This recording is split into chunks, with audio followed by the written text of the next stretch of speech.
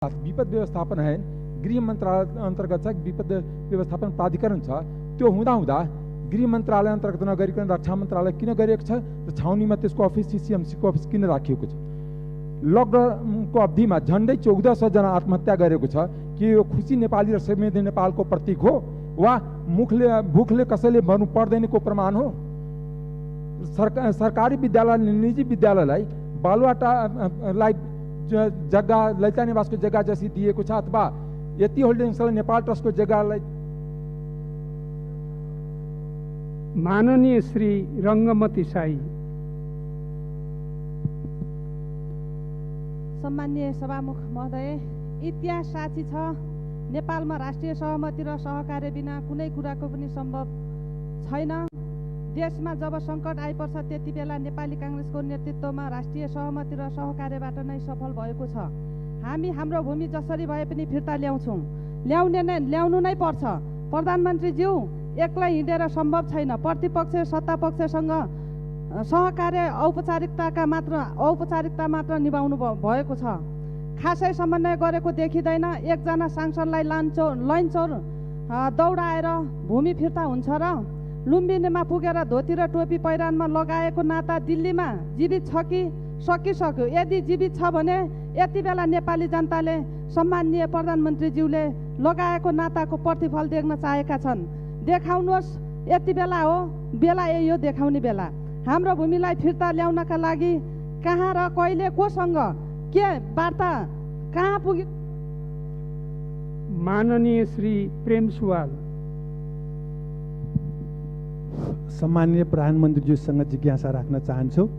पुरानै सरकारको काम निरन्तरता दिनुपर्ने भए के सन् 1950 को देशघाती सन्धि यथावत रहने र राणा शासन पुनः ल्याउनु पर्ने हो?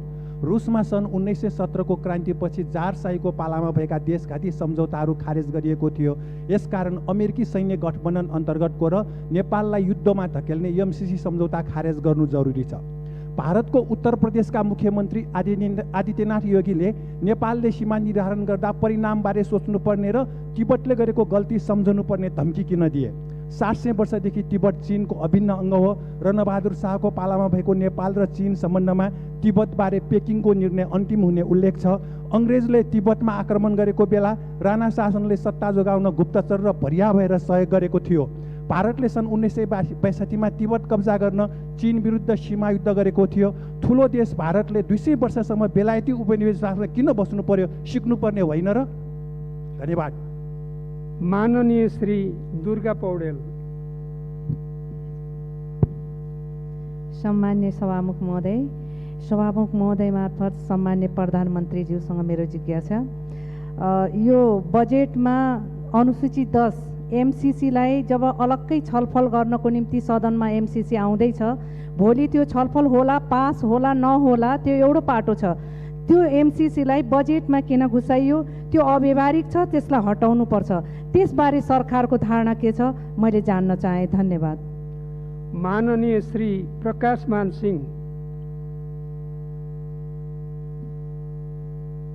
सभामुख महोदय मार्फत प्रधानमन्त्रीज्यूसँग मेरो जिज्ञासा छ। प्रधानमन्त्रीज्यूले जवाफ दिने क्रममा ढुक्क हुनुहोस् भनेर उहाँले भन्नुभयो, तर ढुक्क हुने अवस्थामा हामी छैनौँ। किन भन्दाखेरि यो कोभिड-19 को जुन लकडाउन प्रारम्भ गर्दाखेरिको जुन यो स्वास्थ्य सामग्रीहरू झिकाएको त्यसमा ठुलै काण्ड भयो। काण्ड भइसकेपछि नेपाल आर्मीलाई फेरि दिइयो र फेरि पत्र पत्रिकामा सबैमा आइरहेको छ कि अरबौँ त्यसमा के छ भन्दाखेरि घोटाला भएको छ भन्ने कुरामा आइरहेको छ। यसमा खास गरेर सरकारले यो कस्तो भन्दाखेरि स्वास्थ्य विभागदेखि लिएर मन्त्रालयले सिभिलियन गभर्मेन्टले गर्नुपर्ने काममा सेनालाई दिएर सेनालाई पनि फेरि यो करप्सनको त्यसमा जुन लपेट्ने काम गरेको छ। यो माननीय श्री गगन कुमार थापा। सम्माननीय सभामुख महोदय, सम्माननीय प्रधानमन्त्रीको आज कुरा सुनिसकेपछि कोरोना भाइरसको बारेमा मलाई के लाग्यो भने प्रधानमन्त्रीजीलाई धेरै कुरा थाहा छैन, तर थाहा छैन भन्ने थाहा छैन। त्यसले गर्दा बडो डर लाग्दो भयो। हङकङमा नेपालमा क्षमता नभएर पठाएको होइन प्रधानमन्त्रीज्यू। त्यो बेलामा रिएजेन्ट कहीँ पनि थिएन, त्यसैले पठाएको। यो सरकारले PCR मेसिन 5वटा किन्यो, 5वटै चल्दैन। क्वारेन्टाइनको मापदण्ड आफूले बनाएको मापदण्ड एकपटक पढ्नु भएको छ। हाम्रो रोग प्रतिरोधात्मक क्षमता बढी छ भनेर कसले भन्यो? नेपालमा मृत्यु हुनेको सङ्ख्या कम छ भन्ने उमेर समूहको आधारमा मृत्यु भएको विश्वव्यापी सङ्ख्यासँग दाँजेर हेर्नु भएको छ। भ्रष्टाचार स्वास्थ्य सामग्रीको सूची राखेर संसदमा छलफल गर्नका निम्ति म प्रधानमन्त्रीलाई खुला आह्वान गर्छु। तयार हुनुहुन्छ सम्मान्य प्रधानमन्त्रीज्यू? जुन अवस्थामा भारतबाट नेपाली नागरिकहरू ल्याइएका छन्, ती व्यक्ति हुन् कि ती नेपाली नागरिक हुन्? ती नेपाली नागरिकका बारेमा चिन्ता गर्ने, तिनी आउँदैछन् भन्ने कुरामा जानकारी राख्ने, तिनको लागि क्वारेन्टाइनको तयारी गर्ने सम्माननीय प्रधानमन्त्रीको सरकारले हो, हामीले गरिदिनु पर्ने हो। त्यसको तयारी गरेको भए आज तिनलाई दोष दिएर बस्नु पर्थ्यो, वा आज हामी एउटा पनि कोरोना सङ्क्रमणको अवस्था नभएको वा कम भएको न्युजिल्यान्डको प्रधानमन्त्री नाचेको जस्तो हाम्रो प्रधानमन्त्री नाचेको हेर्न पाइन्थ्यो। माननीय श्री बालकृष्ण खाँड। सम्माननीय सभामुखज्यू, यो कोभिड नियन्त्रण, रोकथाम र व्यवस्थापनका लागि स्थानीय निकायहरूले महत्त्वपूर्ण भूमिका निर्वाह गरिरहेका छन् र सङ्घीय सरकारले स्थानीय सरकारलाई मद्दत पुर्याएको छैन भन्ने सङ्घीय निकायका जनप्रतिनिधिहरू गुनासो छ। किन यो गुनासो आयो? म सम्माननीय प्रधानमन्त्रीजीलाई प्रश्न सोध्न चाहन्छु। यो महामारीबाट प्रताडित भएर विदेशमा रहेका नेपालीहरू मातृभूमि आउन चाहन्छन्। नेपालमा आउन चाहने नेपालीहरूलाई सुरक्षित रूपमा नेपालमा ल्याउने कार्यनीतिको बारेमा अझै प्रष्ट जवाफ आओस् र विदेशमा रहेका नेपाली गर्भवती महिलाहरूलाई नेपाल ल्याउने क्रममा प्राथमिकता दिइयोस् र सुरक्षित रूपमा नेपाल ल्याइयोस् भन्ने पनि आग्रह गर्न चाहन्छु। र विदेशका विभिन्न भूभागमा, खास गरेर मिडल इस्टमा धेरै नेपालीहरू विभिन्न कारणले मृतक भएर उहाँहरूको शव त्यहीँ परेको छ। त्यो शवको क्षतिगतिको लागि नेपाल ल्याउने प्रबन्ध गरियोस् र नेपाल ल्याउने क्रममा पनि कुनै चलखेल नगरियोस्। विभिन्न एजेन्सीहरूले चलखेल गरिरहेको चाहिँ पत्र पत्रिकामा आइरहेको छ, यो दुःखद कुरा हो। जसरी माननीय श्री उमा रेग्मी।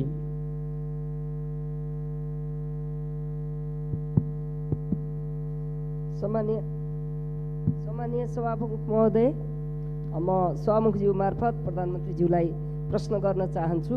मरेपछि भए पनि PCR टेस्ट गरेर प्रमाणित भइसक्यो कि ऊ कोरोनाबाट मर्यो भनेपछि उसलाई अर्कै रोग थियो।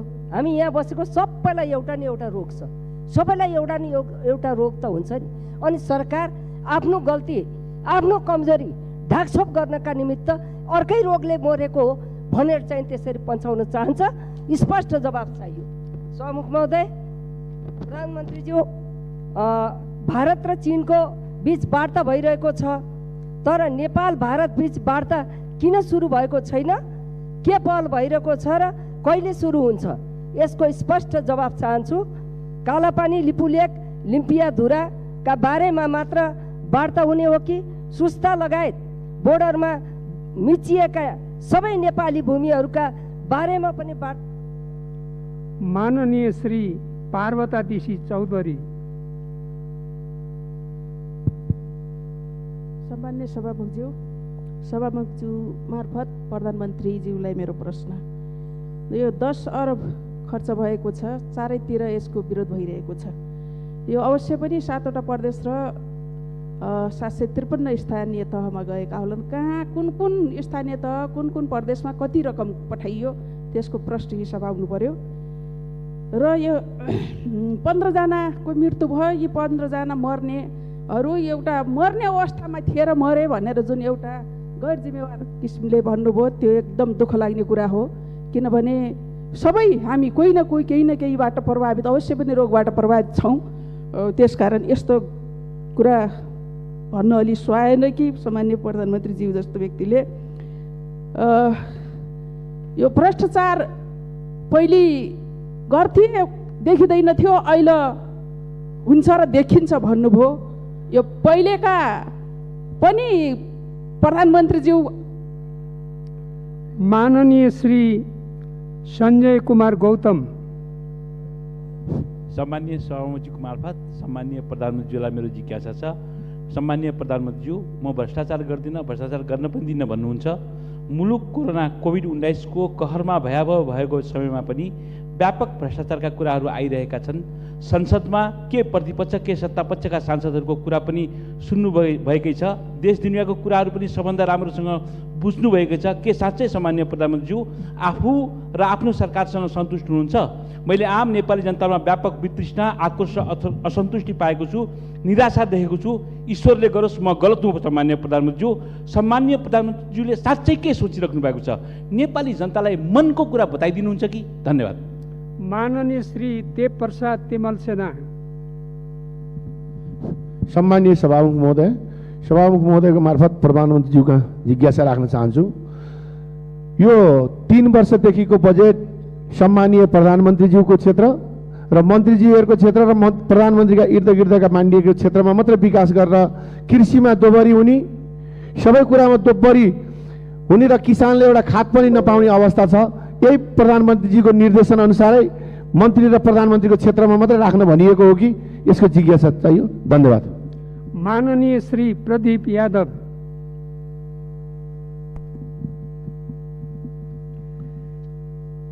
सम्मानीय सभामुख महोदय मार्फत सम्मानीय प्रधानमन्त्रीज्यूलाई मेरो जिज्ञासा छ। सम्मानीय सभामुख महोदय, सरकारले कोभिड-19 नियन्त्रणको लागि 10 अरब खर्च गर्यो भने मिडियामा बाहिर आइरहेको छ। त्यो रकम, त्यति बढी रकम केमा खर्च भयो? सम्मानित सदनलाई यो जानकारी कहिले हुन्छ? र सरकारले कोभिड-19 अस्पताल वीरगञ्ज नारायणी अस्पतालको पार्टको रूपमा एउटा प्राइभेट अस्पताल गण्डकले बनायो, तर खर्च चाहिँ भनिरहेको छ कि स्थानीय निकायले तिर्छ।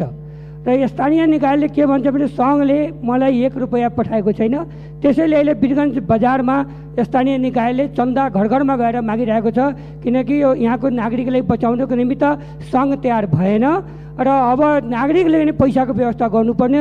यो बारेमा सामान्य प्रधानमन्त्रीजीलाई मैले जवाब चाहियो। धन्यवाद। माननीय श्री महेन्द्र कुमारी लिम्बू।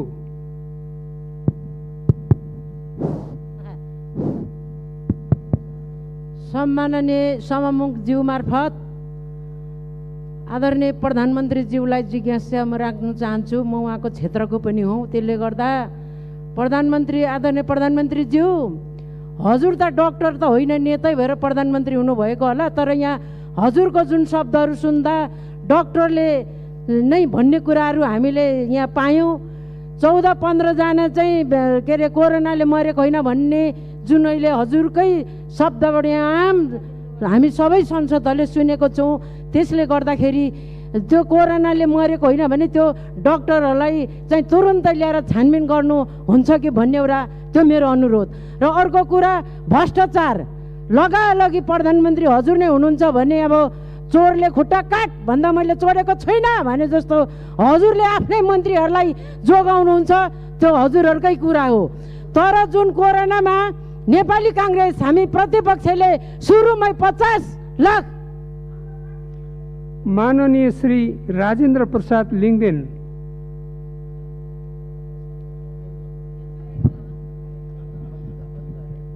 सम्माननीय सभामुख महोदय, म यो केही भएको छैन भनेर त भन्दिनँ, तर यो जुन अहिले चाहिँ नि कोभिड-19 को बारेमा सरकारले जे गरिराखेको छ र प्रधानमन्त्रीज्यूले जे बुझ्नु भएको छ त्यो चाहिँ फेरि सबै सत्य होइन। भर्खरै अस्ति कचन कवलको 33 जना सङ्क्रमितलाई धरानबाट अब स्वास्थ्य मन्त्रालयको निर्देशन अनुसार रिटेस्ट गर्नु पर्दैन भनेर पठाउन लाग्यो। हामीले भन्यौँ फेरि चाहिँ नै यिनीहरूलाई परीक्षण नगरिकन यिनीहरू ठिक भयो कि भएन भन्ने कुरा टुङ्गो नलगाइकन पठाउनु हुँदैन भनेर रोकिएपछि अहिले फेरि जाँच्दाखेरि तिनीहरूमध्ये 5 जनामा सङ्क्रमण देखियो। यस प्रकारका लापरवाहीहरू निरन्तन भइराखेको छ। र जहाँसम्म भ्रष्टाचारको कुरा छ प्रधानमन्त्रीज्यू, हजुरले सोचे जस्तो अवस्था छैन। भ्रष्टाचार चाहे स्वास्थ्य सामग्री खरिदको अहिले कोभिड-19 को अवस्थाको बारेमा होस्, अहिलेको सवालमा होस् अथवा अन्य विषय र सन्दर्भमा होस्, माथिदेखि तलसम्म सबै तहमा भ्रष्टाचार। माननीय श्री उमाकान्त चौधरी। सम्मानीय सभामुख महोदय, सम्मानीय प्रधानमन्त्रीजीलाई मेरो प्रश्न, भारत लगायत अन्य विदेशी मुलुकबाट लकडाउन घोषणापछि कति नेपाली नागरिक स्वदेश भित्रिए? र आएका मध्ये कति नागरिकको पिसिआर परीक्षण भयो, बाँकी रहेकालाई कहिलेसम्म परीक्षण हुन्छ? राष्ट्रिय महिला आयोग लगायत अन्य आयोगमा वर्षौंदेखि पदाधिकारी नियुक्ति हुन नसक्नुको कारण के हो र यो कहिलेसम्म नियुक्ति हुन्छ? निर्मला हत्या प्रकरणको दोषीलाई कहिलेसम्म कारबाहीको दायरामा ल्याउने हो? नेपाली सेनालाई व्यावसायिक होइन व्यापारिक सेना बनाई स्वास्थ्य सामग्री खरिदमा संलग्न गराएर सरकारले भ्रष्टाचारलाई ढाकछोप गर्न खोजिएको देखिन्छ। यस सम्बन्धमा सरकारको धारणा के हो? स्पष्ट जवाब चाहियो। धन्यवाद। माननीय श्री दिलेन्द्र प्रसाद बडू। सम्माननीय सभामुख महोदय, कोरोना संक्रमणको पहिचान र उपचारका निमित्त परीक्षणको दायरा र गति बढाउनुपर्छ भन्ने सर्वस्वीकार्य सत्य हो। सरकारले 2% जनसङ्ख्या परीक्षण गर्ने लक्ष्य पनि देखाएको छ। दिनानुदिन संक्रमण बढ्दो छ, तर प्रदेश स्तरमा पिसिआर मसिन, किटहरू र ल्याब सुविधाको चरम अभावका कारण परीक्षण कार्य नै नगर्ने वा रोक्ने जस्ता घातक निर्णयहरू नेपाल सरकार र 7 नम्बर प्रदेशले पनि गरेको छ। यो अवस्था किन आयो? के यो सबै व्यवस्थापन जिम्मेवारी सङ्घीय सरकारको हुँदैन? यो सम्पूर्ण पूर्व तयारी र योजनाको चरम अभाव, अव्यवस्था र असक्षमताको नैतिक जिम्मेवारी यो सङ्घीय सरकार र सम्मानीय प्रधानमन्त्रीले लिन तयार हुनुहुन्छ? यो सम्पूर्ण व्यवस्थापन कहिलेसम्म हुन्छ? यसको जवाब चाहियो। हस्, धन्यवाद। माननीय श्री सरिता गिरी। सम्माननीय सभामुख महोदय, अहिले भर्खर प्रधानमन्त्रीजीले भन्नुभयो कोरोनाको सङ्क्रमणको व्यवस्थापनमा जुन समस्या देखिएको छ त्यो मनसायले होइन, परिस्थितिवश हो। कोरोना सङ्क्रमण 8 महिनाको चरणमा प्रवेश गर्दैछ। अब सरकारले यस्तो कुरा भन्न चाहिँ सुहाउँदैन।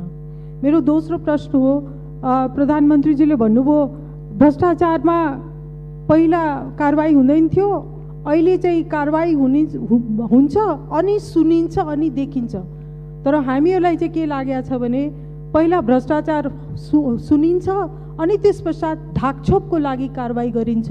यसबारेमा प्रधानमन्त्रीजीको के भनाइ छ? तेस्रो कुरा, प्रधानमन्त्रीजी निजगढमा वन विनाश गरिकन जङ्गल काटिकन के त सरकारको एयरबेस, मिलिट्री एयरबेस बनाउने योजना छ? चौथो, प्रधानमन्त्रीजी सञ्चार मन्त्री पनि। माननीय श्री मिनेन्द्र प्रसाद रिजाल। सम्माननीय सभामुख महोदय, रबर्ट स्टिभेन्सनको doctor Jekyll and mister Hyde सम्झिँदैछु। संविधान संशोधनको प्रस्ताव गर्ने सरकार देख्दा डाक्टर जेकल सम्झिए। संक्रमित नागरिकलाई अस्पताल नआउन भन्ने हतप्रभ स्वास्थ्य मन्त्रालय, धराशयी उद्योग व्यवसायको घाँटी अचेट्ने जनअपेक्षा र आत्मक्षमताको परीक्षामा असफल अर्थ मन्त्रालय, रुकुममा न्याय माग्ने नागरिकलाई अमेरिकाको उदाहरण दिएर खिसी गर्ने गृह मन्त्रालय, खोइ शून्य सहनशीलता भन्दा उल्फाको धन झैँ 10 अर्ब खर्च गरे भन्ने उच्चस्तरीय समिति, विदेशबाट उद्धार र देशबाट राहत माग्ने आर्तहरूको घाउमा नुन छर्किँदै जिम खाना र कार्पेट फेर्न तल्लिन सरकार देख्दा डाक्टर जेकल होइन मिस्टर हाइड प्रतीत हुन्छ। डाक्टर जेकल दिनानुदिन मिस्टर हाइडसँग अभ्यार्पण गर्दैछ। चिन्ता छ मिस्टर हाइड रूपी सरकारसँगको निराशाको अग्निमा संविधान र लोकतन्त्र रूपी डाक्टर जेकलको ज्यान जोखिममा पर्ला। प्रधानमन्त्रीज्यू, अझ बेला छ, कथा बदलौँ, विकास। माननीय श्री राजेन्द्र कुमार केसी। सम्मानीय प्रधानमन्त्रीज्यू, यो आरडिटी प्रविधिका कारणले समाज आतंकित छ र फेरि त्यो आरडिटी प्रविधि नै सरकारले पछ्याइरहेको छ। म काठमाडौँ क्षेत्र नम्बर 10 प्रतिनिधित्व गर्छु र आरडिटी परीक्षणमा 56 जना चन्द्रगिरी नगरपालिकामा, 7 जना कीर्तिपुर नगरपालिकामा, 5 जना दक्षिणकाली नगरपालिकामा देखियो। उहाँहरूलाई हामीले 5 दिनसम्म चाहिँ क्वारेन्टाइनमा राख्यो र चार खाना र अन्य व्यवस्था पनि गरियो। धेरै धनराशि पनि खर्च भयो, तर 6औँ दिनमा पिसिआर गर्दाखेरि उहाँहरू नेगेटिभ आउनुभयो। त्यसकारण यो भर पर्न नसक्ने यो प्रविधिलाई सरकारले किन यो प्रविधिलाई पछ्याइरहेको छ, यसलाई किन प्राथमिकता दिइरहेको छ, कृपया बताइदिनुहुन्छ कि। र 10 अरब जुन खर्च गर्यो भनिरहेको छ र मेरो चाहिँ क्षेत्रका नगरपालिकामा सोद्धा केन्द्रीय सरकारले अहिलेसम्म 1 रुपियाँ पनि चाहिँ राहतका नाउँमा, सहयोगको नाउँमा नगर। माननीय श्री लक्ष्मी परियार।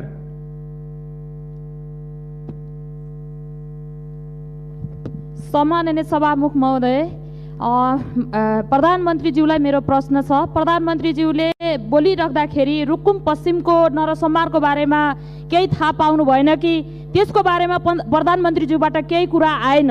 मृतक नवराज विश्वकर्मा लगायतका परिवारले कस्तो खालको न्याय पाउँछन्? निर्मला पन्तका दोषीलाई कहिले कारबाही हुन्छ? अब कति वर्ष लाग्छ?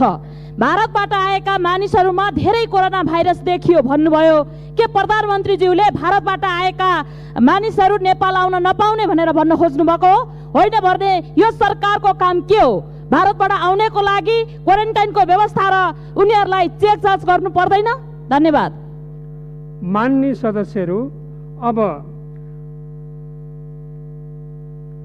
सम्माननीय प्रधानमन्त्री श्री केपी शर्मा ओलीलाई उक्त स्पष्टीकरणको सम्बन्धमा स्पष्ट पार्न अनुमति दिन्छु।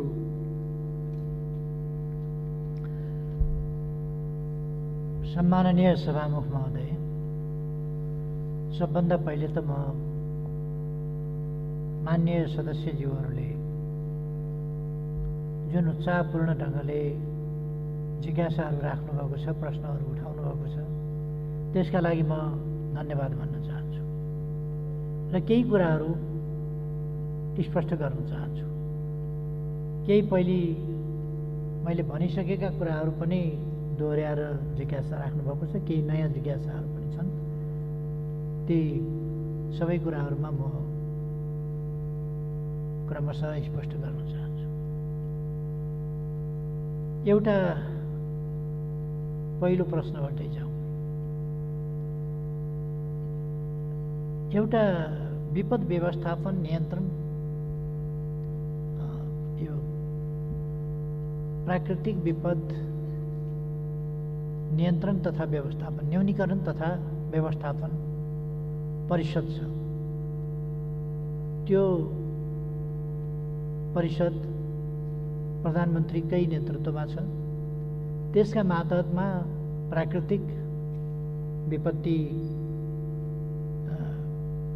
नियन्त्रण समिति छ, त्यो गृहमन्त्रीज्यूको नेतृत्वमा छ र यिनीहरूको सचिवालयको रूपमा प्राकृतिक विपत्ति व्यवस्थापन प्राधिकरण भन्ने छ, त्यो सचिवालयको रूपमा त्यसले काम गर्छ। यो चाहिँ बाढी, पहिरो, आँधी, आगजनी आदि जुन कुराहरू भइरहन्छन् त्यसका निम्ति स्थायी खालको संरचना र त्यसअनुसारका संरचनाहरू, ती संरचनाहरूले कोही बाढी, पहिरो, आगजनी यस्ता कुराहरू भयो भने त्यस्ता परिस्थितिहरूमा त्यसले काम गर्छ। तर जब महामारी जस्ता कुराहरू हुन्छन् त्यस्तो अवस्थामा विशेष व्यवस्था गरिन्छ।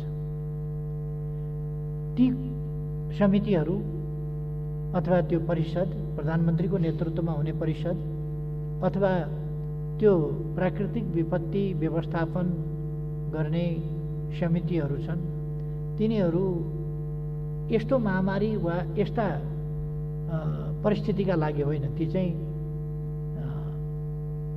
सालिन्दा हुने खालका घटनाहरू, जस्तो हाम्रो देश कहिले भूकम्प जस्ता कुराहरू, कहिले आगजनी जस्ता कुराहरू, कहिले चक्रवात जस्ता कुराहरू, कहिले बाढी, कहिले पहिरो, यस्ता कुराहरूबाट आक्रान्त भइरहन्छ र त्यस्ता कुराहरूको सामना गर्न, त्यसको तयारी गर्न, त्यसका निम्ति एउटा तयारीको अवस्था पनि राख्न र तत्काल राहत, तत्काल उद्धार, तत्काल राहत, तत्काल सुविधा पुर्याउनका निम्ति यी समितिहरू हुन्। त्यसकारण यो समिति हुँदाहुँदै विशेष व्यवस्था किन गर्नु पर्यो भन्ने प्रश्न उपयुक्त हुँदैन, किनभने अहिलेको अवस्था भनेको मैले अस्ति नै पनि भने यो सरकार मात्रै होइन, देशका सबै बासिन्दा, सबै नेपाली कोभिड-19 विरुद्धको लडाइँका सिपाही हुन्, हरेक सिपाही। यसमा दल विशेष, दल वा गैर दल, राजनीतिक वा गैर राजनीतिक, अथवा यो तह र त्यो तह भनेर होइन, यो सिङ्गै देशको साझा र एउटा भयावह राष्ट्रिय समस्या हो। यो आज राष्ट्रिय समस्या मात्रै होइन, अन्तर्राष्ट्रिय समस्याको रूपमा छ। त्यसकारण यसका लागि विशेष व्यवस्था, विशेष संरचना, विशेष ढङ्गले त्यसमा लाग्ने जति एउटा एकजना मन्त्रीको नेतृत्वमा हुने साधारण समिति मात्रै होइन, यसको राजनीतिक नेतृत्व मन्त्री परिषदले लिनुपर्ने र त्यसपछि मन्त्री परिषदका निर्णयहरू कार्यान्वयन गर्न त्यसमा केन्द्रित भएर लाग्नुपर्ने धेरैजना मन्त्रीहरू सम्बन्धित भएको। जस्तो यसमा शान्ति सुरक्षाका प्रश्न आउँछन्, यसमा आपूर्तिका प्रश्न आउँछन्, यसमा स्वास्थ्यका प्रश्न आउँछन्, यसमा अर्थका प्रश्न आउँछन्, यस्ता थुप्रै प्रश्नहरू यसमा आउँछन्। त्यसकारण थुप्रै मन्त्रीहरू यसमा सामेल हुनुपर्छ र यो एकदम तत्काल आकस्मिक रूपमा गर्नुपर्ने विशेष व्यवस्था अन्तर्गत भएको हुनाले यसका खरिद प्रक्रियाहरू पनि भिन्न प्रकारका हुन्छन्। त्यसकारण यो दुईटालाई, यो विपद व्यवस्थापन सम्बन्धी हाम्रा स्थायी संरचनाहरू जुन छन् ती र यो विशेष व्यवस्था अन्तर्गत बनेका उच्च स्तरीय समन्वय समिति अथवा सिसिएमसी भनेर कोभिड नियन्त्रण केन्द्र भनेर हामीले म्यानेजमेन्ट सेन्टर भनेर जो भनेका छौँ, तिनीहरूको बिचमा कामको तरिकाको हरेक कुराको भिन्नता छ र यो विशेष व्यवस्था विशेष परिस्थितिका लागि गरिएको हो। यो बुझ्न जरुरी छ। यसमा सेना परिचालन किन भयो भन्ने कुरा छ। सेना मैले अगाडिदेखि पनि भन्ने गरेको छु, सेना राज्यको एउटा अङ्ग हो। राज्यका सम्पूर्ण अङ्गहरूलाई हामीले परिचालन गरेका छौँ अहिले, जो जति सम्बन्धित छ। सेना एउटा सङ्गठित अनुशासित संस्था हो र त्यो संस्थालाई हामीले यस्ता कठिन परिस्थितिहरूमा, अप्ठ्याराहरूमा परिचालन गर्न पर्दछ। र अर्को केही मान्यजीहरूले उठाउनु भएको छ, यो व्यावसायिक नबनाएर व्यापारिक बनाइयो भन्ने। यसभन्दा अगाडि सेनाले प्लेन पनि किनेको छ, हतियार पनि किनेको छ, हेलिकप्टर पनि किनेको छ, अरू सामग्रीहरू किनेका छन्, बुट किने होला, कपडा किने होला, अरू किने होला, बिस्कुट किने होला, थुप्रो चिज किने होला। त्यति बेर व्यापारिक भएन। अहिले सेना आफू उत्पादन गर्ने, आफू भरसक उत्पादन गर्दै जाने बाटोमा लागिराखेको छ। त्यसो गर्दा चाहिँ व्यावसायिक नभएर आफ्ना निम्ति चाहिने सामानहरू आफैले उत्पादन गर्ने अनि बाहिर खरिद प्रक्रिया र खरिद बिक्रीका कुराहरूमा नजाने कुरा भएपछि र केही उसलाई चाहिने कुराहरू, जस्तो सेनाको अस्पताल छ, अस्पताललाई सामग्री चाहिन्छ, त्यो उसले छिटो छरितो ढङ्गले आफैले ल्याउँछ त्यो सामग्री भने सेनाले अस्पताल चलाउन पाउँछ कि पाउँदैन? अहिलेको सरकारले सेनाको अस्पताल त बनाएको होइन, सेनाको अस्पताल उहिले बनेको छ। अनि त्यो अस्पतालमा उहिलेदेखि सामानहरू आफूले औषधि उपकरण आदि किन्ने गरेको छ। अनि अहिले सेनाले 28,000 पिसिआर जस्तो केही सामानहरू आफूलाई आवश्यक पर्ने, आफ्नो तर्फबाट सेवा उपलब्ध गराउनका लागि आवश्यक पर्ने र सेना फ्रन्टमा बसेर सेवा गरिराखेका छ अहिले कोभिड-19 को सम्बन्धमा। त्यसै प्रसङ्गमा आफ्नै सुरक्षाका लागि चाहिने पिपिई जस्ता कुराहरू मगाउने कुरामा यदि सेनाले किन्यो भने अब यसमा आपत्ति हुनुपर्ने कुरा म के भन्न चाहन्छु भने सेनालाई हामीले कुनै एउटा चाहिँ यो फरक खालको चाहिँ नेपालभन्दा बाहिरको, नेपाल सरकारभन्दा बाहिरको केही जस्तो गरेर व्यवहार गर्नुपर्ने वा त्यस्तो धारणा राख्नुपर्ने त्यस्तो आवश्यकता होइन। यो नेपाल सरकारको एउटा अङ्ग हो, एउटा निकाय हो, एउटा विभाग जस्तो कुरा हो। त्यसकारण सुरक्षा सम्बन्धी हाम्रा सबै संयन्त्रहरू चाहिँ परिचालन हुन्छन्। यसर्थ कुन चाहिँ कुरा अनि गृहको भूमिका कहाँ खोसिएको छ? गृह मन्त्रालयको भूमिका खोसिएको छैन, तर सेनालाई पनि सेनाको भूमिका दिइएको छ यति बेला। अनि विपद व्यवस्थापनका अधिकारहरू खोसिएको छ र त्यो पनि खोसिएको छैन। विपद व्यवस्थापनका गृहका जिम्मेवारीहरू खोसेर सेनामा सारिया छ र त्यसकारण यस्तो भ्रमपूर्ण कुराहरू मा पर्न हुन्न, भ्रममा नपरौँ भन्ने म आग्रह गर्न चाहन्छु। एउटा मैले चाहिँ सुने विशाल ग्रुप भन्ने, विशाल ग्रुप कुन हो?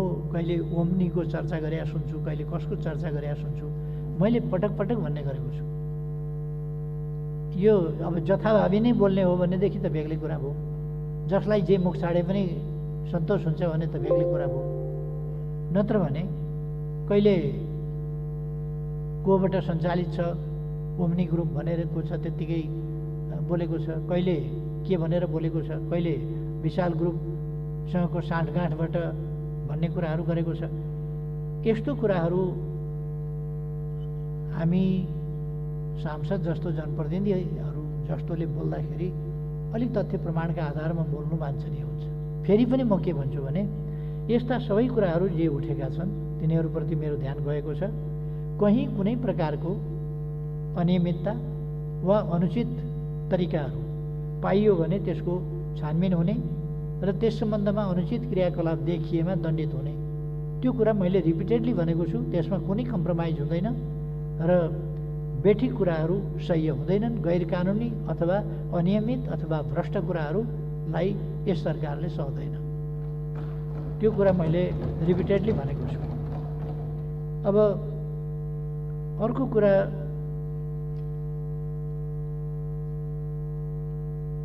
यसमा यो हाम्रो भूमि फिर्ता ल्याउने कुराको चर्चा साथीहरूले गर्नुभएको छ। म धन्यवाद भन्न चाहन्छु। यसलाई मैले सोलिडारिटीकै रूपमा लिएको छु, एकबद्धताकै रूपमा लिएको छु। हाम्रो भूमि फिर्ता हुनुपर्छ भनेर त हामीले हिजो सर्वसम्मतिले सबैले एक ढङ्गले राय पनि व्यक्त गऱ्यौँ, सर्वसम्मतिले पास पनि गऱ्यौँ सैद्धान्तिक बहसलाई।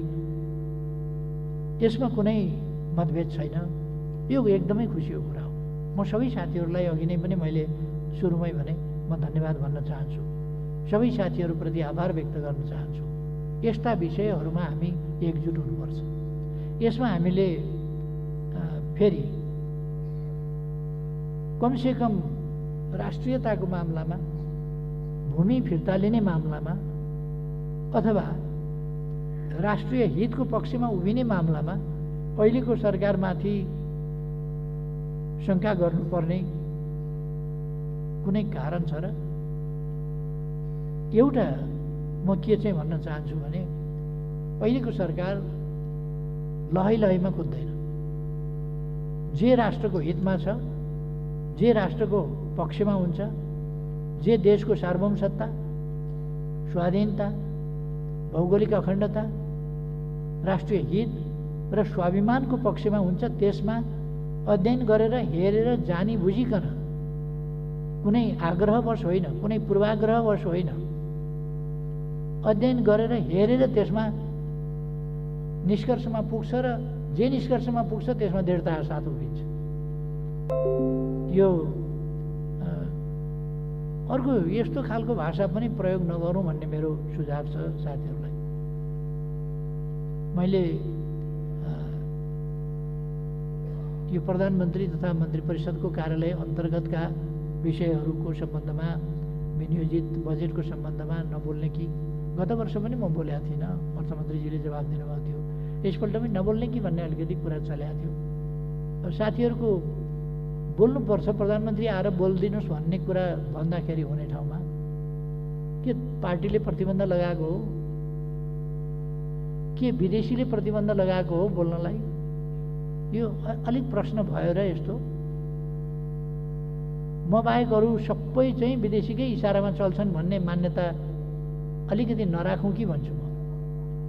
अरूमा पनि देशभक्ति छ भन्ने कुरा चाहिँ राखौँ। त्यस प्रकारको भाषा रिपिटेडली प्रयोग हुनु त्यो अलिक वाञ्छनीय लाग्दैन र शोभनीय पनि हुँदैन। मेरो सुझाव हो त्यो मान्यजीलाई। यद्यपि हामी सबैलाई थाहा छ पार्लियामेन्टमा बोलेका कुराहरूको सम्बन्धमा बोल्न पाइन्छ भन्ने थाहा छ। पाइन्छ भनेर बोल्नु र हामीले संसदीय मर्यादा आफ्ना बोलाइको कुराहरूलाई त्यही हिसाबले राखेर बोल्नु एउटा कुरा हुन्छ भन्ने हामीले बुझ्नुपर्छ भन्ने मलाई लाग्छ। हामी हाम्रो भूमि खालि लिम्पियाधुरा, लिपुलेक, कालापानी अहिलेको विवादको विषय त्यो हो जो भूगोल नै सर्लक्कै कालापानीमा भारतीय फौज बसेर त्यहाँभन्दा उता लिपुलेक र लिम्पियाधुरा त्यसलाई भारतले कब्जा गरेको छ। हामीबाट त्यो भूमि सेना राखेर छुट्याएर लगिया छ। सेना नराखेसम्म त हाम्रो भोग चलनमा छँदै थियो। सेना राखेपछि हामी सेना भएका ठाउँमा पनि जान पाएनौँ, त्योभन्दा उता पनि जान पाएनौँ र यसरी एक ढङ्गले भन्ने हो भने यो कब्जा हो। त्यसकारण यो उचित भएन भनेर हामी हाम्रो मित्र राष्ट्र भारतलाई भनिरहेका छौँ यो उचित भएन, यो हाम्रो भूमि हो तथ्य प्रमाणका आधारमा, ऐतिहासिक तथ्यहरूका आधारमा। त्यसकारण हामीलाई फिर्ता गर्नुपर्छ र हामीले भनेका छौँ हामी कूटनीतिक वार्ताका माध्यमबाट यस समस्याको समाधान खोज्छौँ। समाधान भनेको हाम्रो भूमि फिर्ता हुनु पर्यो।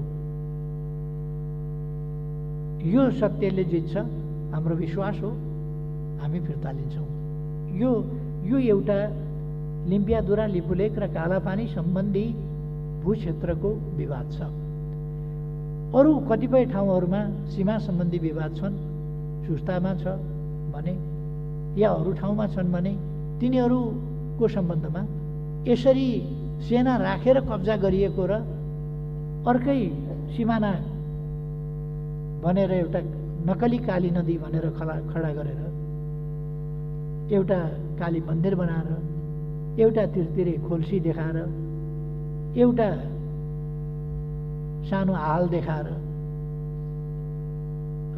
यसो गरेर कब्जा गरिएको यत्रो भूभाग अरू ठाउँमा त्यसरी छैन र हाम्रो नक्साभन्दा बाहिर परेको त्यस्तो भूभाग पनि छैन।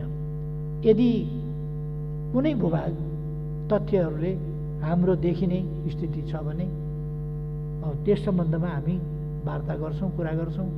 अरू ठाउँहरूमा पनि हाम्रा वार्ताहरू, कुराहरू चलिरहेका छन्। सुस्ताको सम्बन्धमा पनि वार्ता भइरहेको छ। तर सुस्ता, लिम्पियाधुरा, लिपुलेक र कालापानी जस्तो गरी हडपिएको, कब्जा गरिएको र सेना राखेर 18 सालसम्म हामीले भोगचालन गरिरहेको 1961 सम्म 62मा सेना राखेर त्यसपछि हामीले भोगचालन गर्न नपाएको स्थिति होइन। त्यसकारण अहिले हामीले बढी फोकस गरेको भनेको लिम्पियाधुरा, लिपुलेक र कालापानी हो। एउटा एमसिसीको सम्बन्धमा कुरा उठाउनु भएको छ। एमसिसीको सम्बन्धमा मैले पहिले पनि भनेको छु, यो अघिल्लो सरकारले गरेको सम्झौता हो। जबसम्म अन्यथा निर्णय हुँदैन, अघिल्लो सरकारले गरेका कामहरूको वैधतामाथि अन्यथा निर्णय नभएसम्म पछिल्लो सरकारले त्यसलाई पालना गर्छ। यदि त्यो उचित छैन भने त्यसलाई बदल्ने प्रयास गर्छ या बदल्छ। जबसम्म बदलिँदैन त्यो अघिल्लो सरकारले गरेको कुरा त्यो सधरै हुन्छ। मैले अभिचिन्न उत्तराधिकार भनेको सही गलत सबै मान्नुपर्छ भन्ने होइन। हामीले पालना पनि गरेका हुन्छौँ, प्रश्न पनि उठाएका हुन्छौँ। त्यसै कारण कतिपय कुराहरू 1950 को सन्धि पालना पनि भइरहेको छ, किनभने त्यो बदल भएको छैन। तर हामीले मानेका पनि छैनौँ। त्यो अपमानजनक छ, त्यो हाम्रो हितमा छैन। त्यस कारण हामीले त्यसलाई स्वीकारेका छैनौँ। यसै कारण हामीले अघिल्लोपल्ट म प्रधानमन्त्री भएर भारत जाँदा एउटा विज्ञहरूको समूह गठन गरेर त्यो विज्ञहरूको समूहले मेहनत साथ काम गरेर एउटा प्रतिवेदन पनि तयार गरेको छ। त्यो प्रतिवेदन 2 जना प्रधानमन्त्रीलाई, भारतका प्रधानमन्त्री र नेपालका प्रधानमन्त्रीलाई त्यो उच्च स्तरीय विज्ञ समूहले बुझाउनु पर्ने हो। हाम्रो तर्फबाट हामी तयार छौँ, तर पहिले भारतले बुझ्ने भन्ने उहाँहरूले बनाउनु भयो। बुझ्ने कहिले पहिले भन्ने कुराको विवाद ठुलो कुरै होइन, त्यसकारण हामीले हुन्छ भन्यौँ। हामीले पहिले बुझ्ने भनेको भए पनि हामीले बुझेर उहाँहरूले नबुझ्ने हो भने पनि त्यो अधुरै रहन्थ्यो। उहाँहरूले बुझेर हामीले नबुझ्दा पनि अधुरो रहन्थ्यो। त्यसकारण दुइटैले बुझ्दाखेरि जसले पहिले बुझे पनि हुन्छ भनेर हामीले भारतले पहिले बुझे पनि हुन्छ भनेर मान्यौँ र उहाँहरूले बुझ्नु भएको छैन। यो एउटा चाहिँ नै दुःखद कुरा हो। उहाँहरूले त्यो बुझ्नु र त्यस सम्बन्धमा अगाडि के गर्ने भन्ने 2टा प्रधानमन्त्रीले अगाडि बढाउने बाटो खोज्नु र त्यसका सिफारिसहरूलाई कार्यान्वयन गर्ने, त्यहाँ देखाइएका समस्याहरूको समाधान गर्ने, त्यो कामहरू गर्नुपर्ने। त्यसमा 2 वर्षदेखि भारतको रुचि नदेखिनु त्यो सहज कुरा पनि होइन, स्वाभाविक कुरा पनि होइन। अब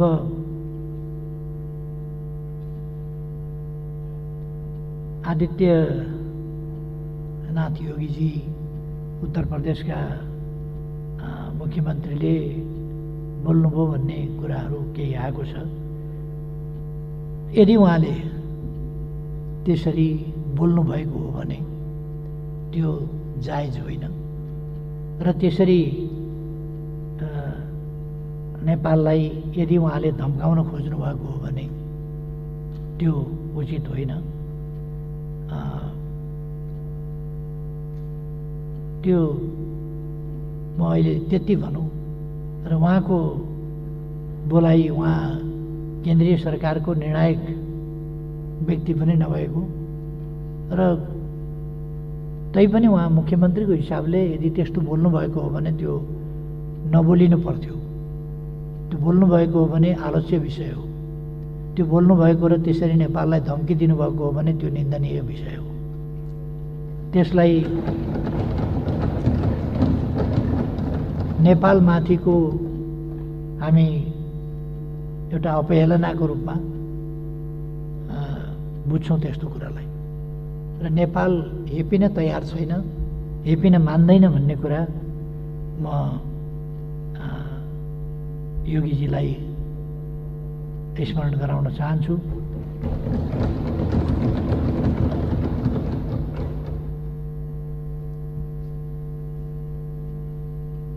अर्को यो पटक पटक उठिराखेको छ, स्वास्थ्य विभागको खरिदमा पनि भ्रष्टाचार भयो, सेनाको खरिदमा पनि भ्रष्टाचार भयो। एक थरी मान्छेहरू नेपालमा म के देख्छु, केही चाहिँ मिडियाहरू पनि राम्रो कुरा भनेको गर्न नजान्ने, नगर्ने र नराम्रो कुरा गर्नु चाहिँ आफ्नो धर्म ठान्ने खालका त्यो पनि म देखिराखेको छु। र मैले भनिराखेको छु, यदि कुनै प्रकारको अनियमितता देखियो भने त्यसको छानबिन हुन्छ र हामी कारबाही गर्छौँ। तर जेमा पनि खरिद नगर्दा पनि भएन, खरिद गर्ने बित्तिकै भ्रष्टाचार बाहेक केही नदेख्ने, केही उद्देश्यमूलक ढङ्गले लाग्ने, त्यस प्रकारका केही अनावश्यक ढङ्गले, जस्तो गणतन्त्रको विरोध गर्न मन लाग्यो भने गणतन्त्रको विरोध खुला गरे पनि, तर गणतन्त्रको विरोध यस्तो घुमाएर गर्ने कि राष्ट्रपतिमाथि खनिने, राष्ट्रपतिमाथि प्रहार गर्ने। अनि कुर्सी कसले किनेर ल्यायो राष्ट्रपतिलाई थाहा हुन्छ, राष्ट्रपतिले अर्डर गर्छ कुर्सीको। प्रधानमन्त्रीले कार्पेट कहाँनेरि राखियो प्रधानमन्त्रीले थाहा पाउँछ, त्यो गर्ने काम प्रधानमन्त्रीको हो र त्यहाँ। अनि प्रधानमन्त्रीको निवासमा कार्पेट कहाँनेरि राखियो, कहाँनेरि राखिएन प्रधानमन्त्रीलाई थाहा हुन्छ, राष्ट्रपतिलाई थाहा हुन्छ कहाँनेरि कार्पेट राख्यो, कसले खरिद के गर्यो भन्ने कुरा। त्यसकारण जेमा पनि राष्ट्रपतिको जसरी विरोध गर्ने एउटा माखौल उडाउने यो एउटा दलगत रूपले हेर्ने कुरा पनि उचित होइन। राष्ट्रपतिको संस्थालाई हामीले निष्पक्ष मर्यादित संस्थाको रूपमा व्यवहार गर्ने र राष्ट्रपतिलाई एउटा राष्ट्र प्रमुख तर कार्यकारी प्रमुख होइन, कार्यकारी अधिकार नभएको राष्ट्रपतिको रूपमा सम्मानित संस्थाको रूपमा र खास केही अधिकारहरू मात्रै दिएर दैनिक शासन प्रशासन सञ्चालनबाट अलग राष्ट्रपतिलाई हामीले राख्ने गरेका छौँ। तर राष्ट्रपतिले जवाफ पनि दिँदैन। तर राष्ट्रपतिको विरुद्ध लगातार अनवरत हरेक ससाना न्यूमा आक्रमणको तारो बनाइन्छ। मैले त्यसलाई गणतन्त्रका विरुद्धको एउटा साजिसको रूपमा मात्रै, गणतान्त्रिक प्रणालीलाई कमजोर बनाउने, गणतन्त्र ठिक होइन भन्ने कुरालाई लाने। के गर्नु पर्थ्यो त राष्ट्रपतिले? चुप लागेर बस्ने राष्ट्रपति चुप लागेर बसिया छ। त्योभन्दा बढी राष्ट्रपतिले के गर्नु पर्थ्यो? अनि त्यहाँ दुबो काटेर चौरी चिटिक्क पारियो। अहिले चौरी चिटिक्क पार्ने कि कोरोनाका विरुद्ध लड्ने भन्ने। अनि राष्ट्रपतिले त्यो कोरोनाका विरुद्ध नलड, यहाँ चौरी चिटिक्क पार भने हो र?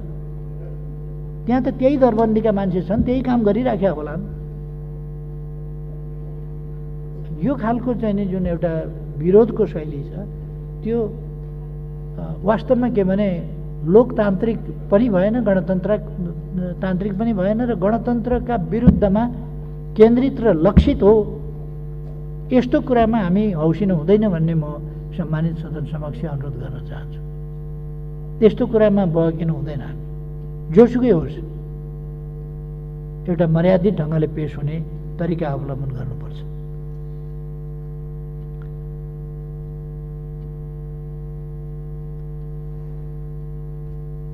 एउटा मान्यजीले प्रश्न गर्नुभएको छ, यो नेपालीको प्रतिरोध क्षमता राम्रो छ भनेर कसले भन्यो भनेर।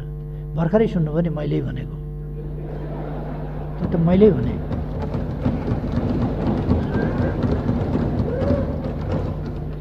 नेपालीको प्रतिरोध क्षमता राम्रो छ भन्ने कुराको चुनौती कुनै डाक्टर, कुनै वैज्ञानिक, कुनै शोधकर्ताबाट कहीँबाट आयो भने मैले स्वीकारूँला।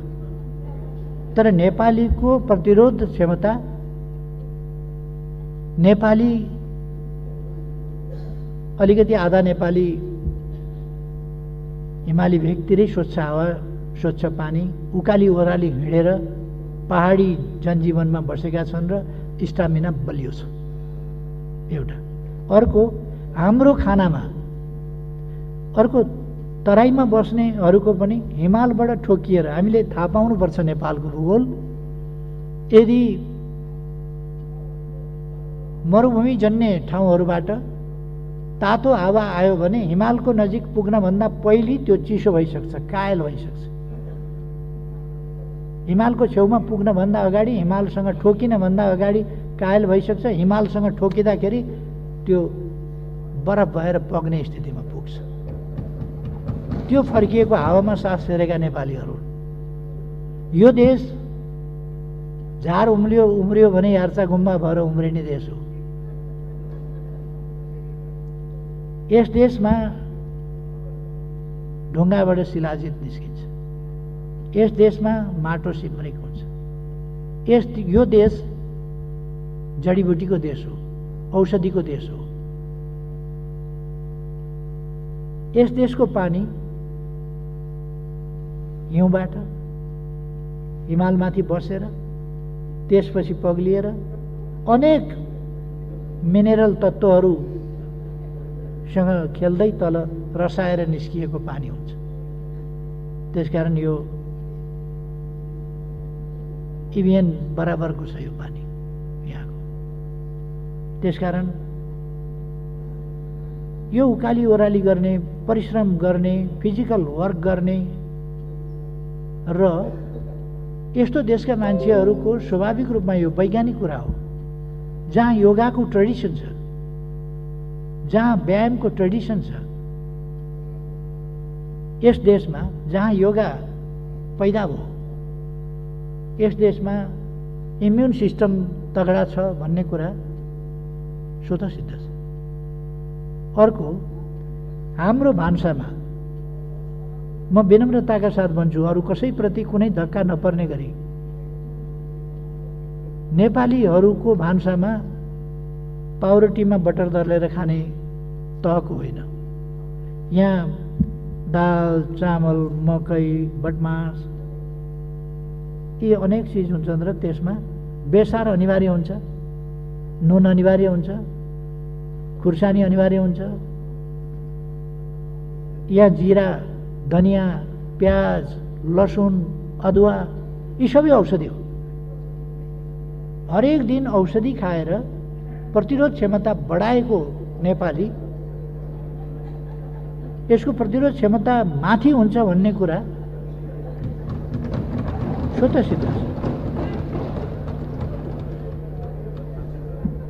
त्यसर्थ नेपालीहरूको प्रतिरोध क्षमता राम्रो छ, अवश्य राम्रो छ र हामीले यस ट्रेडिसनलाई जनताका बीचमा पनि लानुपर्छ। हाम्रा ट्रेडिसनल खानेकुराहरू, हाम्रो भान्साको तरिका, यसमा हामी कायम रहनुपर्छ। नयाँ शैली भनेर पिज्जातिर कुद्ने भन्दा ढिँडो र अचारसँग नै ठिक छ, सागसँगै ठिक छ, यतापट्टि नै हामीले सोच्नुपर्छ। म भन्न चाहन्छु, हामीले दिएको नारा निरोगी नेपालको उपचार दोस्रो पक्ष हो। पहिलो पक्ष स्वस्थ रहनका लागि उपचार कि निरोगीपन भन्दा स्वस्थ रहनका लागि आरोग्यता, निरोगीपन, त्यसका लागि सन्तुलित र औषधिमय खाना जो हामीले खाने गरेका छौँ। औषधिमय खाना यो निरोगीपनको एउटा आधार हो। दोस्रो, उपयुक्त शारीरिक श्रम वा व्यायाम त्यो आधार हो। तेस्रो, आराम, आवश्यक मात्रामा शरीरलाई पुग्दो आराम। यो मैले मात्र होइन, ऋषिमुनिहरूले गरेका व्याख्या हो। आहार, विहार, निद्रा, यो ऋषिमुनिहरूले आहार विहार भनेको व्यायाम र आराम, यो ऋषिमुनिहरूले गरेका व्याख्या हो। र हामीले सकारात्मक सोचका साथ अगाडि जानुपर्छ र स्वस्थ उच्च मनोबल त्यो राख्नुपर्छ र हामी रोगलाई पराजित गर्न सक्छौँ भन्ने उच्च मनोबल, सकारात्मक सोचका साथ अगाडि जानुपर्छ र स्वच्छ स्वस्थ वातावरणमा बस्नुपर्छ, सरसफाइका साथ बस्नुपर्छ। त्यसले हामीलाई चाहिँ निरोगी रहन मद्दत गर्छ। त्यो पनि एउटा प्रतिरोधी कुरा हो। त्यसै कारण अहिले किन विज्ञानले भनेको छ बासी कुरा नखाऊ, फ्रिजको भन्दा बढी ताजा खाऊ। हामी ताजा खानेकुरा पकाएर खान्छौँ। त्यसकारण यसर्थ म नम्र निवेदन गर्न चाहन्छु, नेपालको सबै नराम्रो, नेपालको खानेकुरा पनि नराम्रो, नेपालको बाजा पनि नराम्रो, नेपालको गीत पनि नराम्रो होइन, सबैतिरको भन्दा खाना पनि राम्रो, बाजा पनि राम्रो, गीत पनि राम्रो, दोहोरी पनि राम्रो, रोदीघर पनि राम्रो, नेपालकै राम्रो। हात मिलाउनेबाट नमस्ते गर्ने राम्रो भन्ने कुरा थाहा भइसक्यो अहिले। हामी पनि हात मिलाउनेमा गइसकेका थियौँ, अब नमस्ते गर्नु पो ठिक रहेछ। हाम्रा पुर्खाले भनेको कुरातिर नमस्कारै ठिक रहेछ। त्यसकारण कतिपय बेठिक कुराहरू छन् भने तिनलाई छोडौँ, नत्र भने यी कुराहरूतर्फ ध्यान दिउँ भन्ने मेरो चाहिँ नै आग्रह हो। हामीले, हाम्रा पुर्खाहरूले हजारौँ वर्ष लगाएर खोज, अध्ययन, अनुसन्धान गरेर, मैले भन्ने गरेको छु, हाम्रा पुर्खाले नचाखेको कुनै पात छैन होला, वृक्षको, लहराको कुनै बोक्रो छैन होला, कुनै फुल छैन होला, कुनै जरो छैन होला हाम्रा पुर्खाले नचाखेको। त्यसै कारण कुन औषधि हो, कुन चाहिँ बिख हो, कुन औषधि केमा, कसको बोक्रो केमा ठिक हुन्छ, कसको पात केमा ठिक हुन्छ, कसको मुन्टो पिसेर लाउँदाखेरि कहाँ ठिक हुन्छ भन्ने कुरा हाम्रा पुर्खाले यो हजारौँ वर्ष लगाएर गरेको आविष्कार, ती कुराहरू हामीले छोड्नु हुँदैन। यसै कारण आयुर्वेद, होमियोपेथी जस्ता कुराहरू हाम्रा क्षेत्रका आविष्कार, यी अत्यन्त महत्त्वपूर्ण छन्, मूल्यवान छन्, यसको विकास गर्नुपर्छ भन्ने हो। एउटा प्रश्न गर्नुभएको छ साथीहरूले,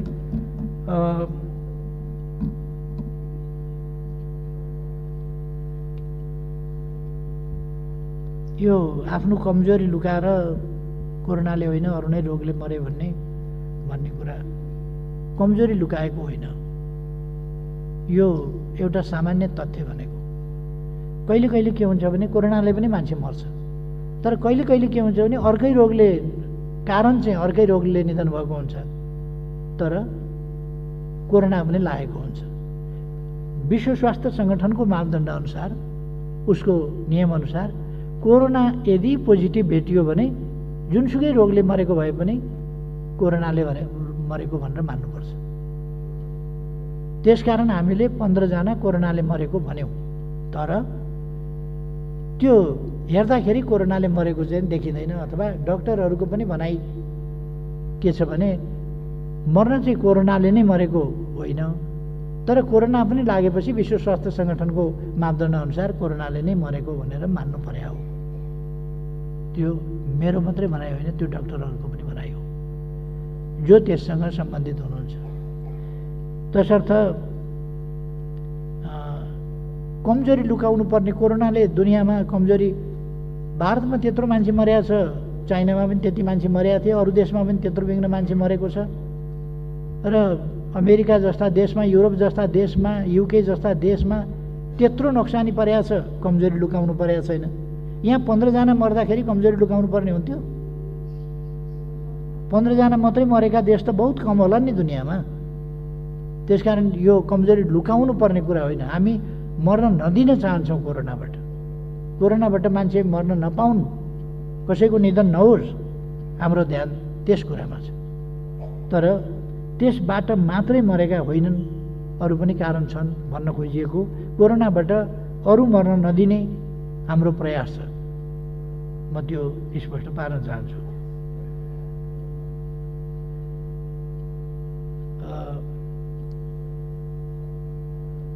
एउटा महत्त्वपूर्ण प्रश्न सोध्नु भएको छ, के प्रधानमन्त्रीजी साँच्चै अहिलेको सरकारको कामसँग सन्तुष्ट हुनुहुन्छ भनेर। 100% कि 99%? 100% हो भने त्यति त भन्न सक्दिनँ, तर म सन्तुष्ट छु। र प्रश्नकर्ता मान्यजीले यो प्रश्न ढुक्कैले सोध्नु भएको चाहिँ हो जस्तो मलाई लाग्दैन। किनभने यो सरकार बनेको 2 वर्षमा के उपलब्धि भए भन्ने देख्नु भएको छ। के उपलब्धि भए भन्ने, सरकारका उपलब्धिहरूलाई ओझेलमा पारेर विषयान्तर गरेर अर्को चिज देखाउन खोजिएका प्रयासहरू पनि मान्यजीले देख्नु भएको छ। सरकारले एउटा उपलब्धि गर्छ, त्यतापट्टि होइन अर्कातिर। यो चलाखले कस्तो गर्दो रहेछ भने, एउटा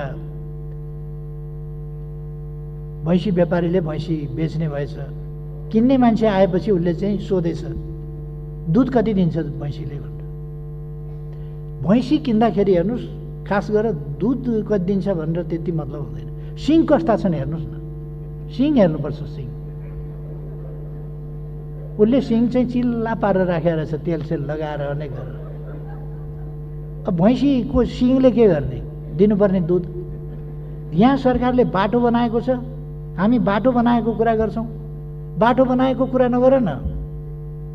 सहसचिवले किन्दाखेरि त्यहाँ, अब किन्दाखेरि यदि खाएको रहेछ भने कारवाही गर्छौँ हामी छानबिन गरेर। अनुमानित कुरा एउटा चाहिँ ठोकिदियो उसले। यता हेर न, हामी पुल बनाएका कुरा गर्छौँ, हामीले जहाजका कुरा गऱ्यौँ, मान्छेहरूले उडाए। अब जहाजको बाटो, नदीको बाटो, यो त हामी प्रयोग एक ढङ्गले प्रयोग गर्न थालेका छौँ, अर्को ढङ्गले अब आफ्नै झन्डा राखेर पानी जहाज चलाउने तयारीमा हामी लागिरहेका छौँ। यसले कति दूरी घटाउँछ, हामीले कतितिर बाटाहरू खोल्यौँ, कतितिर अरू सुविधाहरू हामीले लियौँ।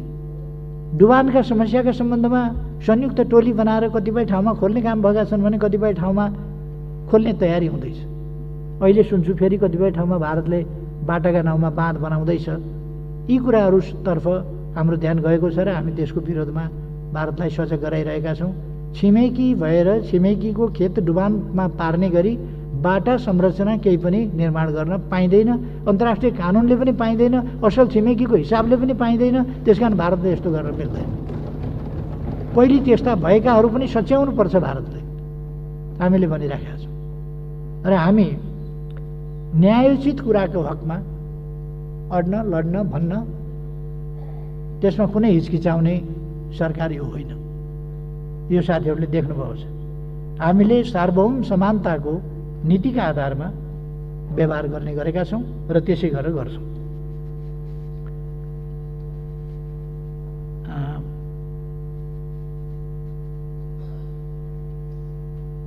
यस सरकारले सङ्घीय संरचना, संविधानको कार्यान्वयन, सङ्क्रमणलाई अन्त्य गर्ने, स्मुथली सबै कुरा टुङ्ग्याउने यी सबै काम गरेका छ। कोरोना यस सरकारको कमजोरीको कारणले आएको होइन, विश्वव्यापी रूपमा आएको छ। यससँग यस सरकारले प्रभावकारी ढङ्गले सामना गरिराखेका छ। अन्यत्रको भन्दा अहिले पनि पिसिआर टेस्ट भएन भनेर साथीहरूले उठाइराख्नु भएको छ। प्रति 10 लाख पिसिआर टेस्टमा भुटानभन्दा पछि, भुटानको जनसङ्ख्या पनि थोरै छ, उसले सीमा लक गरेको छ। उसका मान्छे बाहिर पनि कम थिए, बाहिरबाट पनि कम आए, आउने स्थिति पनि रहेन। त्यसले गर्दाखेरि भुटानले रोक्न सकेका छ। त्यसबाहेक अरू देशभन्दा त हामी अगाडि छौँ अहिले पनि। त्यसकारण म भन्न चाहन्छु कि यो अहिलेको सरकारको कमजोरीको प्रश्न होइन, यो विश्वव्यापी महामारीको प्रश्न हो, जसको सामना अहिलेको सरकारले प्रभावकारी ढङ्गले गरिरहेको छ र गर्नेछ। कोरोनाबाट देशलाई मुक्त गर्छ। अनि असन्तुष्ट यसका लक्ष्यहरू, यसका उद्देश्यहरू, यसले लिएका नीतिहरू, यसले अगाडि सारेको दृष्टिकोण अथवा यसले प्रस्तुत गरेका कार्यक्रमहरू, यसले चालेका कदमहरू र यसले हासिल गरेका उपलब्धिहरू, कुन चाहिँ कुरामा असन्तुष्ट हुनुपर्नेछ? अहिले कोरोनाको कारणले हामीले भनेको उत्पादन वृद्धि दर हासिल भएन। यो सरकारको कमजोरी हो र सरकारसँग असन्तुष्ट हुनुपर्ने विषय हो र यो, अथवा सरकारलाई आलोचना गर्ने मौका पाइयो भन्ने विषय हो र? त्यसकारण म भन्न चाहन्छु, यदि सन्तुष्टिको कुरामा 100% भन्नुभयो भने म पनि 100% छु त भन्दिनँ, तर योभन्दा बढी गर्न सकिँदैन थियो। जुन परिस्थितिमा यस सरकारले काम गरेको छ त्यस परिस्थितिमा अधिकतम उपलब्धिका साथ, स्पष्ट योजनाका साथ यो सरकार अगाडि बढेको छ। यसले आफ्ना अभिभारा र कर्तव्यहरू बुझेको छ, महसुस गरेको छ र त्यसअनुसार अगाडि बढेको छ। त्यसकारण म यस सम्बन्धमा फेरि अलिकति गम्भीरताका साथ, कहिले कहिले के हुन्छ भने एक खालका साथीहरू बसेर कुरा गर्दा गर्दा गर्दा गर्दा सत्यबाट अलिकति बहकिएर टाढा पुगिने खतरा हुन्छ। त्यस खतराबाट जोगिन म साथीहरूलाई आग्रह गर्न चाहन्छु। मन्त्री र प्रधानमन्त्रीको क्षेत्रमा मात्र बजेट भनेर मेरै क्षेत्रको हुँ भनेर मान्यजी अघि बोल्नुभएको थियो। उहाँ त दङ्ग खुसी हुनुहुन्छ होला मेरै क्षेत्रको, त्यहाँ चाहिँ बजेट गजबले पर्या हुनाले खुसी हुनुहुन्छ होला जस्तो लाग्यो। अब मैले चाहिँ यो थाहा नपाएको विषय हो। म आफ्नो क्षेत्रलाई मात्रै विकास गर्नुपर्छ, अरू क्षेत्र विकास नगरे पनि हुन्छ, अथवा मेरो क्षेत्रमा चाहिँ जनता छन् तिनलाई सुविधा चाहिन्छ, अरू क्षेत्रमा जनता छैनन् तिनलाई सुविधा चाहिँदैन, अरू क्षेत्रका जनता अरू नै हुन्, उनलाई चाहिँ नै दुःख भए पनि हुन्छ, यस्तो सोच मेरो छैन। त्यसकारण मेरो क्षेत्रमा बजेट बढी पर्यो, मेरो क्षेत्रमा बेग्लै व्यवहार गरियो भन्ने कुरा त्यो सत्य होइन। यदि कहीँ त्यस्तो पर्न गएको भए पनि त्यो उचित होइन, त्यसलाई म स्वीकार्दैन। सबै क्षेत्रमा सँगै देशको विकास हुनुपर्छ। मेरो मान्यता त्यो।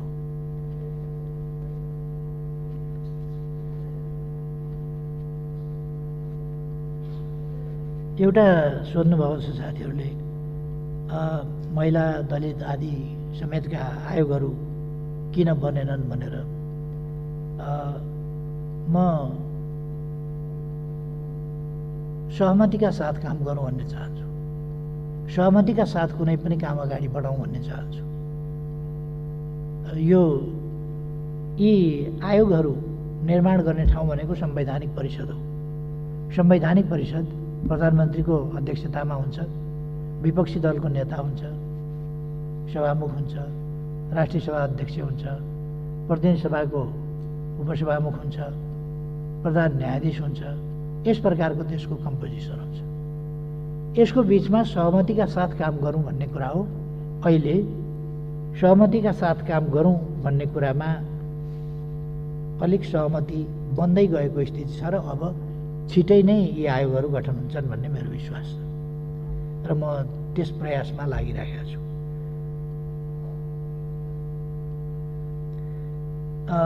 अचम्मको एउटा फेरि अर्को हल्ला सुरु गरिएछ। यो हल्ला किन सुरु गरेको हो? मिलिट्री एयर बेस नाम पनि हामीले चाहिँ पीर्तनापतिका कार्यालय पीर्तनाहरू यस्तो त राखेका हौँ। एयरबेस यस्ता यस्ता भन्ने शब्दका साथ निजगढमा वन फाँडेर मिलिट्री एयरबेस, यो के कारणले यस्तो हल्लाको यस्तो एउटा भ्रमको सिर्जना गर्न पर्यो? मैले यो बुझिनँ। यस्तो भ्रमको सिर्जना किन गर्नु पर्यो? यसमा कुनै सत्यता, कुनै आधार, कुनै तथ्य केही पनि छैन। त्यसकारण म यो मिलिट्री एयरबेस बनाउने कुरा, जङ्गल फाँडेर, निजगढको जङ्गल फाँडेर त्यहाँ निजगढमा हामीले अन्तर्राष्ट्रिय विमानस्थल बनाउने भन्ने कुरा छ, त्यो अगाडिदेखि चलिराखेको छ र त्यसलाई अगाडि बढाइन्छ भन्ने कुरा म साथीहरूलाई, मान्यजीहरूलाई भन्न चाहन्छु।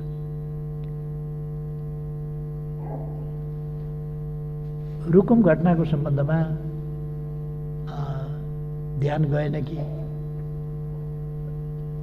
भन्ने प्रश्न पनि मान्यजीले उठाउनु भयो। रुकुम घटनाको सम्बन्धमा सरकारले एउटा छानबिन समिति बनाएको छ। त्यसले गम्भीरताका साथ छानबिन गरिरहेको छ, निष्पक्ष ढङ्गले छानबिन गरिरहेको छ र यसमा निष्पक्ष ढङ्गले छानबिन हुन्छ र जे तथ्य हो तथ्य अनुसार जसको जे दोष हो त्यस अनुसार दोषीमाथि कारबाही हुन्छ। त्यो कुरा म भन्न चाहन्छु र यस सम्मानित सदनले संसदीय समिति बनाएको छ छानबिनका लागि। त्यस समितिको रिपोर्टले पनि सरकारलाई मद्दत पुर्याउनेछ, त्यसको छानबिनले पनि मद्दत पुर्याउनेछ र सरकारले यस घटनालाई गम्भीरताका साथ लिएको पनि छ र यस्तो घटना अत्यन्त दुःखद घटना हो। यस्तो घटना घट्न हुन्न र यसको पृष्ठभूमिमा अलिकति जातीय छुवाछुत जस्तो कुरा, सामाजिक विकृतिका कुरा यसको पृष्ठभूमिमा देखिन्छ, जुन उचित होइन। यस्ता आधारमा यस प्रकारका दुर्घटना र अत्यन्त दुःखद खालका क्रियाकलाप, यस्ता कुराहरू हुनु हुँदैन, जसले नेपाली समाजलाई नै एउटा कलङ्कित स्थितिमा पुर्याएको छ। त्यस्तो हुनु हुँदैन र यसमा कारबाही हुन्छ भन्ने म विश्वास दिलाउन चाहन्छु। र अन्त्यमा सम्माननीय सभामुख महोदय, आज देशलाई राष्ट्रिय एकता चाहिएको छ, राष्ट्रिय सहमति चाहिएको छ र सहमतिका साथ अगाडि बढ्नु आजको आवश्यकता बनेको छ। राष्ट्रियताको सवालमा होस्, भूमि फिर्ताको सवालमा होस् या अरू विषयमा राष्ट्रको हितमा हामी सबै एकजुट भएर अगाडि बढ्नुपर्छ। त्यसै गरेर कोरोनाको विरुद्ध लड्दाखेरि पनि यो सरकारको मात्रै समस्याको कुरो होइन, यो सिँगै समाजलाई प्रभावित गर्ने यहाँ सरकारको सफलता वा असफलताको प्रश्न होइन, हाम्रो सामाजिक अस्तित्वको, मानव जातिको अस्तित्वको प्रश्न छ। यसले जुन हिसाबमा लाखौँ मानिसहरूको ज्यान लिइसकेका छ, मिलियन्स अफ मानव जातिको पपुलेसन यसबाट आक्रान्त छ। यस कुरालाई हामीले साझा प्रयासका साथ यस समस्याबाट पार पाउनु छ। त्यसकारण हामी त्यसै गरी अगाडि बढौँ भन्ने म आग्रह गर्न चाहन्छु, आजको आवश्यकतामा जोड दिन चाहन्छु र सरकारको तर्फबाट लचिलापन देखाउने कुरामा, फराकिलोपन देखाउने कुरामा, सहमति र सहकार्यका साथ अगाडि बढ्न सरकार तत्पर रहेको कुरामा म साथीहरूलाई विश्वास दिलाउन चाहन्छु सभामुख महोदय मार्फत। र अन्त्यमा जुन एकता देखिएको छ, जुन समझदारी देखिएको छ, यसका निम्ति फेरि एकपल्ट म सबै दलहरू, सबै मान्यजीहरूमा हार्दिक धन्यवाद र आभार प्रकट गर्दै आफ्नो भनाइ टुङ्ग्याउँछु। धन्यवाद।